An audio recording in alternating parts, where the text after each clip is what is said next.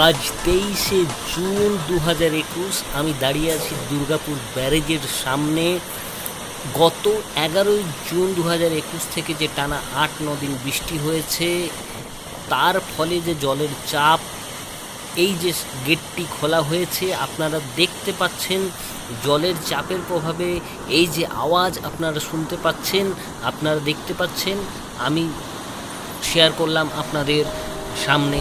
আপনারা দেখুন এবং এনজয় করুন।